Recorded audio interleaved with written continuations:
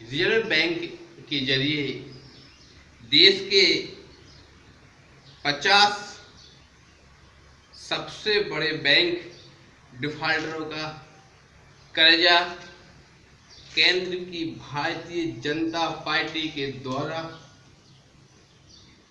माफ करवा दिया जाता है। वो एक कर्जा साहब 68,000 करोड़ से ज्यादा का। तब भाई संसद में कांग्रेस के पूर्व राष्ट्रीय अध्यक्ष श्री राहुल गांधी जी के द्वारा संसद में जवाब मांगा कि 50 देश के सबसे बड़े डिफाल्टरों का नाम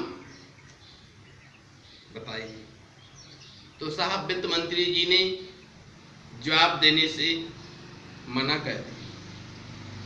तब सूचना के अधिकार कानून के तहत रिजर्व बैंक से जानकारी मिली कि 68,607 करोड़ रुपए का कर्ज देश के सबसे बड़े 50 डिफाल्टरों का माफ किया। इनमें वो भगोड़े भी शामिल हैं। इन डिफाल्टरों में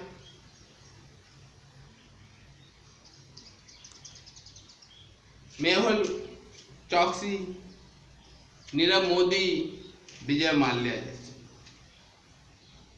मेहुल चौकसी का 8,000 करोड़ से ज्यादा का कर्ज माफ होता है।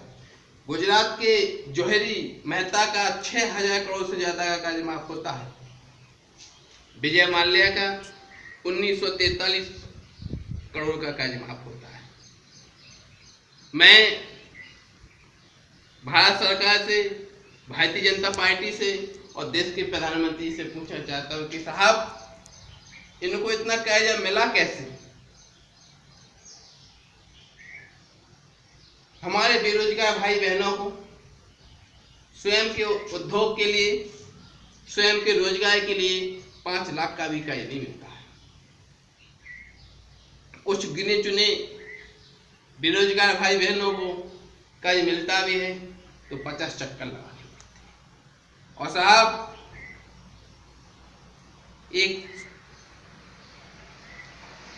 कर्ज लेने की प्रक्रिया, लेकिन साहब इनका कर्ज माफ कैसे हुआ? 68,000 करोड़ से ज्यादा का कर्ज माफ कैसे हुआ? साहब हमारे अन्नदाता किसानों को उनकी उपज विपदा पड़ती है, उनकी फसलें चौपट होती हैं, किसान बर्बाद होते हैं, तब उनकी फसल की लागत का आधा हिस्सा भी इनको बड़ी मुश्किल से प्राप्त होता है और वो भी नहीं हो पाता। साहब हद तो तब हो जाती है जब किसानों का कर्जा माफ करने की खबर पेपर में और न्यूज में चलती है तो किसानों को खुशी होती है। लेकिन साहब जब कर्ज माफ की वो घड़ी आती है तो आधे किसान तो उस पात्रता में आते ही नहीं हैं, और जो आधे किसान होते हैं उनसे इतने कागज मंगवाए जाते हैं, इतने कागज लगाए जाते हैं कि वो आधे जो बचे हुए आधे किसान होते हैं उनके उस आधे से आधे भी किसान उस कागजी कार्रवाई में छट जाते हैं। साहब